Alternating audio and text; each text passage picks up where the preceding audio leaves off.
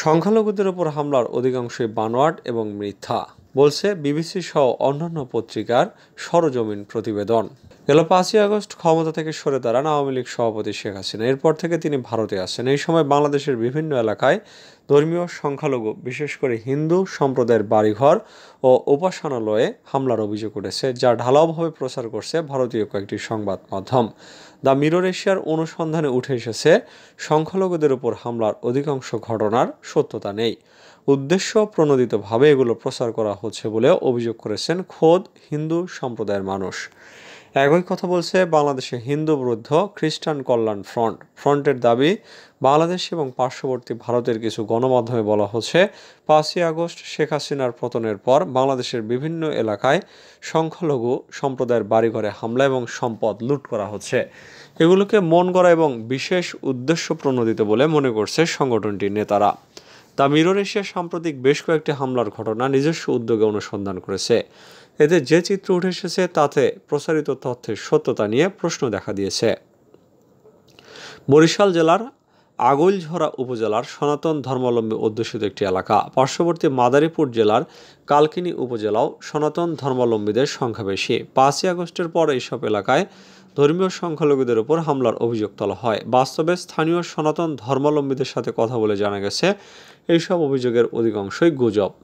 আগৈলঝরা উপজেলা কমপ্লেক্সের পাশেই ক্ষুদ্র ব্যবসা করেন বিষ্ণুপদ সাহা। দীর্ঘ 23 বছর ধরে তিনি এই ব্যবসা চালিয়ে আসছেন। 46 বছর বয়সী বিষ্ণুর সাথে কথা হয় দ্য মিরর এশিয়ার ঢাকা প্রতিনিধির। তিনি অকপটে বলেন, হামলায় লুটের ঘটনা সঠিক নয়। কিছু সনাতন ধর্মাবলম্বী অবশ্য হুমকি পেয়েছেন। কারণ হিসেবে তিনি বলেন, এদের সকলেই ছাত্রলীগ, যুবলীগ বা আওয়ামী লীগের পদধারী নেতা। আর মহিলা আওয়ামী লীগের 2-1 আছেন যারা ভয়ে আত্মগোপন করেছেন। হাসিনা সরকার মেয়াদকালে এদের যন্ত্রণায় আওয়ামী লীগ ছাড়া অন্য কোনো দলের নেতাকর্মী বাড়িতে থাকতে পারেননি। অনেকেই 10 বছর 15 বছর পর বাড়ি ফিরেছেন। এই আতঙ্কে সংখ্যালঘু সম্প্রদায়ের সেই সব আওয়ামী লীগ নেতারা পালিয়েছেন। উল্লেখ করার মতো কোনো হামলার ঘটনা ঘটেনি।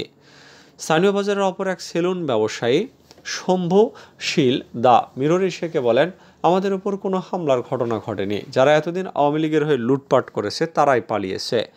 মাদারীপুরের কালকিনির অঙ্কুর দেবনাথ বলেন, যেসব সংখ্যালঘু সম্প্রদায়ের সদস্য এখন বিভিন্ন রাজনৈতিক দলের বিরুদ্ধে হামলা নির্যাতনের অভিযোগ করছেন, এতদিন তাদের নিপীড়নে আমরা অতিষ্ঠ ছিলাম। মুন্সিগঞ্জ জেলা আওয়ামী লীগের এক নেতা নাম প্রকাশ না করার শর্তে দ্য মিরর এশিয়াকে বলেন, আমাদের এমপি মৃণাল কান্তির নিপীড়নে এতদিন ধরে যারা বাড়ি ছাড়া ছিলেন, মৃণাল কান্তির লোকজন সেই সব লোকের বিভিন্ন স্থাপনা অবৈধভাবে দখল করে রেখেছিল। তারা তাদের বাড়িতে ফিরেছেন। দখল হয়ে যাওয়া স্থাপনাগুলো তারা পুনরুদ্ধার করে নিচ্ছেন। এটাকে দখল বলা যাবে না। পিরোজপুর জেলার নাজিরপুর উপজেলার সনাতন ধর্মাবলম্বী অধ্যুষিত উপজেলার শ্রীরামকাঠি ইউনিয়নের সাবেক chairman Uttam Moitra the Mirror এশিয়াকে বলেন, আমি নিজেও আওয়ামী লীগ করি। পালিয়ে যাওয়া এমপি সম রেজাউল করিম এবং তার ভাই উপজেলা চেয়ারম্যান নুরে আলম শাইনের নিপীড়ন থেকে রেহাই পেল শ্রীরামকাঠি ইউনিয়নবাসী। তিনি জানান, 5ই আগস্টের পর নাজিরপুর উপজেলার কোথায় হামলা হয়েছে বলে শুনিনি। তবে স্থানীয় নিপীড়িত সাধারণ মানুষই সম রেজাউল করিম এবং শাইনের দখল করা বিভিন্ন স্থাপনায় হামলা করে উদ্ধার করেছে। আর সম রেজাউল করিমের কিছু কর্মী সমর্থক ছদ্মবেশে বিচ্ছিন্ন কিছু হামলা করে রাজনৈতিক ফায়দা লোটার চেষ্টা করছে বলেও জানান উত্তম মৈত্র। বাংলাদেশ হিন্দু বৌদ্ধ খ্রিস্টান কল্যাণ ফ্রন্টের সভাপতি বিজন কান্তি সরকার জানিয়েছেন, কল্যাণ ফ্রন্টের বিভিন্ন ইউনিটকে নির্দেশ দেওয়া হয়েছে এইসব ঘটনার দিকে খেয়াল রাখতে। একই সঙ্গে দেশের বিভিন্ন এলাকার ধর্মীয় সংখ্যালঘু সম্প্রদায়ের নেতাদের সঙ্গে নিয়মিত যোগাযোগ রাখা হচ্ছে। দেশের বাইরে এবং ভেতরে এমন ঘটনার সংবাদ প্রচারের আগে আরও সচেতনভাবে যাচাই বাছাই করারও অনুরোধ করেছেন তিনি। এদিকে বিবিসির তথ্য যাচাই বিভাগ বিবিসি ভেরিফাই সামাজিক মাধ্যমে ছড়িয়ে পড়া পোস্টের অনেকগুলো যাচাই করে দেখেছে। সংখ্যালঘুদের উপর হামলার ঘটনা যেমন ঘটেছে, তেমনি অনেক হামলার গুজবও ছড়ানো হয়েছে। তবে যেসব হামলার ঘটনা ঘটেছে তা ধর্মীয় পরিচয়ের কারণে নাকি সরকার ঘনিষ্ঠদের ওপর ক্ষোভের অংশ হিসাবে হয়েছে, তা নিরপেক্ষভাবে যাচাই সম্ভব হয়নি। বাংলাদেশের হিন্দুদের উপর ব্যাপক অত্যাচার হচ্ছে বলে যেসব ভুয়া পোস্ট সামাজিক মাধ্যমে ছড়িয়ে পড়েছিল, তার বেশিরভাগই ভারতীয় বিভিন্ন অ্যাকাউন্ট থেকে পোস্ট করা হয়েছে বলে ফ্যাক্ট চেকাররা নিশ্চিত করেছেন। তবে বাংলাদেশের অভ্যন্তর থেকেও এ ধরনের গুজব ছড়ানো হয়েছিল সামাজিক মাধ্যমে। তারা বলছেন, নিশ্চিতভাবে বাংলাদেশে হিন্দুদের উপর কিছু আক্রমণ হয়েছে, বাড়িঘর জ্বালানো হয়েছে। তবে তথ্য যাচাই করতে গিয়ে দেখা গেছে মুসলমানদের বাড়িঘরও ভাঙচুর করা হয়েছে, জ্বালানো হয়েছে। এই ক্ষেত্রে আক্রমণকারীদের লক্ষ্য ছিল আওয়ামী লীগ নেতাকর্মীর বাড়িঘর, সম্পত্তি। ধর্মীয় পরিচয় বেশিরভাগ ক্ষেত্রেই গৌণ ছিল। তাদের রাজনৈতিক পরিচয়ের জন্যই তারা আক্রান্ত হয়েছেন।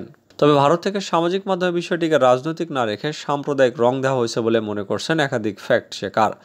বিবিসির তথ্য যাচাই বিভাগের বিবিসি ভেরিফাইও একই সিদ্ধান্তে উপনীত হয়েছে। হিন্দু মন্দিরে আক্রমণ হয়েছে বলে যে ধরনের পোস্ট ভাইরাল হয়েছে তার কয়েকটি চোখে পড়েছিল চট্টগ্রামের এক বিক্ষোভকারী মইনুলের। বিবিসি ভেরিফাই যখন তার সঙ্গে যোগাযোগ করেন, তিনি সেই সময় চট্টগ্রাম লাগোয়া শ্রী শ্রী সীতা কালীমাতা মন্দির পাহারা দিচ্ছিলেন। মইনুল বলছিলেন, তাদের রক্ষা করার দায়িত্ব তো আমাদের, আমরা সব সরকারি স্থাপনা, মন্দির, গির্জা সবকিছু রক্ষা করব।